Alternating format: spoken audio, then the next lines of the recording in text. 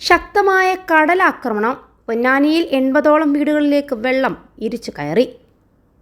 5 വീടുകൾ തകർച്ചാ ഭീഷണിയിൽ. മലപ്പുറം ജില്ലാ അതിർത്തിയായ കാപ്പിരിക്കാട് മുതൽ അലിയാർ പള്ളി വരെയുള്ള ഭാഗങ്ങളിൽ ഉച്ചയോടെയാണ് ശക്തമായ തിരയടയുണ്ടായത്.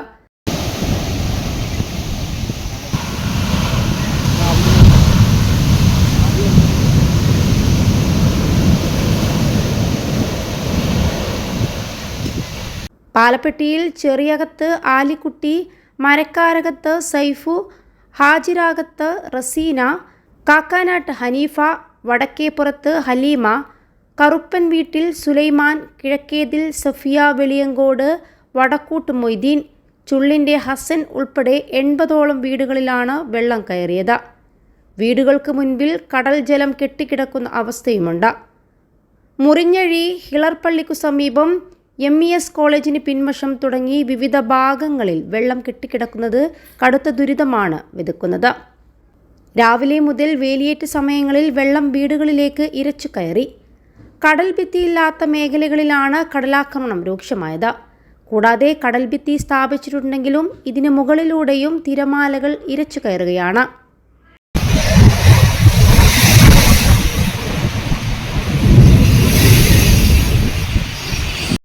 +2 ഡിഗ്രി കഴിഞ്ഞവർക്ക് വേൾഡ്സ് ഫസ്റ്റ് AR/VR ക്ലാസ് റൂമിലൂടെ സ്മാർട്ട് ഫോൺ എഞ്ചിനീയർ ആവാം. കൂടുതൽ അറിയാൻ വിളിക്കൂ ബ്രിഡ്കോ ആൻഡ് ബ്രിഡ്കോ. കൂടാതെ പൊന്നാനി മുല്ല റോഡ്, മുറിഞ്ഞഴി, ജീലാനി നഗർ ഭാഗങ്ങളിലും തിരമാലകൾ തീരദേശ റോഡുകളിലേക്ക് ഇരച്ചെത്തി. തീരദേശ റോഡ് പൂർണ്ണമായും വെള്ളത്തിൽ മുങ്ങിയ നിലയിലാണ്. കടലാക്രമണം രൂക്ഷമാകുന്ന സാഹചര്യത്തിൽ കൂടുതൽ കുടുംബങ്ങളെ മാറ്റിപ്പാർപ്പിക്കുന്നതിനുള്ള നടപടി സ്വീകരിക്കുമെന്ന് അധികൃതർ അറിയിച്ചിട്ടുണ്ട്. വെള്ളം കടലിലേക്ക് ഒഴുക്കിവിടാൻ സൗകര്യമൊരുക്കിയിട്ടില്ല. നേരത്തെ സമാനമായ പ്രശ്നം നേരിട്ടപ്പോൾ നഗരസഭ മുൻകൈയെടുത്ത് കടൽ ജലം തിരിച്ച് കടലിലേക്ക് തന്നെ ചാലുകീറി ഒഴുക്കിവിട്ടിരുന്നു. വീണ്ടും അടിയന്തര ഇടപെടൽ വേണ്ടിവരും. കടലാക്രമണം രൂക്ഷമായി തുടരുന്നതിനാൽ വൻ നാശനഷ്ടങ്ങൾ നേരിടേണ്ടി വരും. നിലവിൽ തീരത്തെ മിക്ക വീടുകളിലും കടലാക്രമണ ഭീഷണിയിലാണ്. 30 കുടുംബങ്ങൾ കടലാക്രമണത്തെ തുടർന്ന് താമസം മാറിയിട്ടുണ്ട്.